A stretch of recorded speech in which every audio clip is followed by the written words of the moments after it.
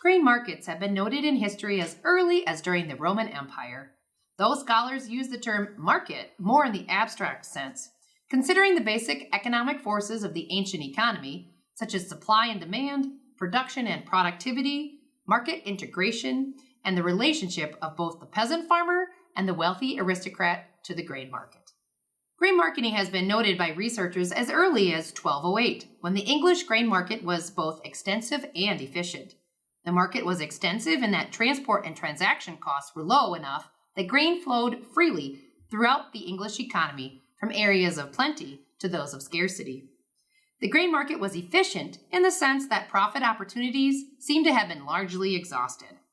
During the 1200s, grain was stored efficiently within the year. Large amounts of grain were also stored between years in response to low prices to exploit profit opportunities from anticipated price increases. There is indeed little evidence of any institutional evolution in the grain market between 1208 and the Industrial Revolution some 500 years later. Now, skipping ahead to the United States grain market, during the late 19th and early 20th centuries, American agriculture expanded geographically and developed technologically.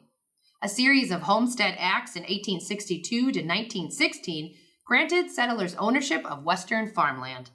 A land-grant complex of education, research, and extension was established to increase agricultural knowledge and keep farmers and farm families abreast of new farm and home technology. Supplying wheat to Europe and other allies during and immediately after World War I launched American agriculture into the international scene. Claiming wheat will win the war, the Food Control Act of 1917 encouraged wheat production with a fixed market price for farmers. However, reliance on U.S. grain exports created an unstable post-war market once European production recovered. The Agricultural Marketing Act of 1929 barely stabilized farm prices, demonstrating that effective supply management required production controls. The Agricultural Adjustment Act of 1933 marked the beginning of federal supply management of agricultural products and represents America's first comprehensive farm bill. The Agricultural Adjustment Act of 1938, also known as the New Deal, addressed environmental degradation that began during the previous era of agricultural expansion. The Soil Conservation Service, known today as the Natural Resource Conservation Service, became a permanent USDA agency during this time. World War II led to an era of expansive production for American farmers. By 1942, surpluses were depleted and some soil conservation programs were put on the wayside as farmers took advantage of higher prices.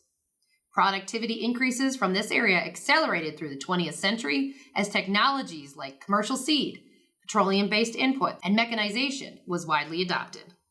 By the early 1950s, farmers faced similar market conditions as after World War I. European production increased, American surpluses grew, and the whole U.S. economy risked recession. While U.S. Congress passed the Smith-Lever Act in 1914, which created a system of cooperative extension services, a 1955 amendment to the Smith-Lever Act charged extension services to help unproductive farmers. International geopolitics and transitions in domestic policy precipitated another tumultuous era of agricultural production in America. In 1972, the United States arranged to export to the Soviet Union a quantity of wheat that exceeded 80% of America's domestic wheat demand.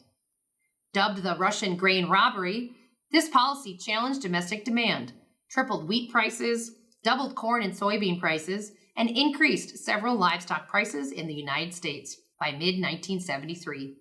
Secretary of Agriculture Earl Butz implored American farmers to plant fence row to fence row, to increase the supply of agricultural commodities, and to capture perceived economies of scale necessary to combat high production costs. The combination of production-oriented policies and improvements in agricultural technology created almost immediate surpluses in commodity crops, especially corn. The Agriculture and Consumer Protection Act of 1973 replaced the New Deal era concept of parity with target payments and deficiency payments to support farmers' incomes as prices were allowed to fall. The 1980s farm crisis developed into the worst financial situation in agriculture since the 1930s. Unfortunately, the Agriculture and Food Act of 1981 was enacted before the emerging crisis was fully understood. A bumper crop in 1982 set record surpluses and government crop inventories reached new highs. Depressed commodity prices and farm incomes, record carryover crop inventories, and a worsening global economic situation shaped U.S. farm policy in the mid-1980s. The 1996 Farm Bill brought major reform to commodity programs. The main outcome of the Federal Agriculture Improvement and Reform Act of 1996 is underscored by its popular name, Freedom to Farm. This policy increased flexibility by removing acreage restrictions from commodity production.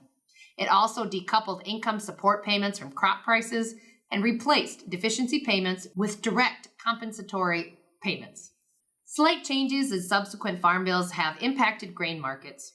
For example, the biofuel industry brought American agriculture to new market territory. The Farm Security and Rural Investment Act of 2002 became the first farm bill to explicitly include an energy title. Farm Bill energy programs focus primarily on development of the biofuel industry through research, grants, and loans, while separate energy bills in 2005 and 2007 expanded mandates for biofuel use. In summary, many aspects have impacted and shaped the grain market as we know it today. The flow of grain through the marketing channels from the farmer to the end user has continuously been changing over time. Increased grain supplies and changing demand for grain and grain products have been largely responsible for altering the grain marketing system. The changes which grain marketing has undergone over the years has resulted from several factors: larger farm production units, technological advances in harvesting grains, changes in marketing channels to increase efficiency, improved transportation methods, government programs, and changing demands of grain to end users. A lot of unknowns exist, which is why farmers should increase their knowledge of grain marketing. Successful grain marketing requires diligence, knowledge, patience, perseverance, and flexibility.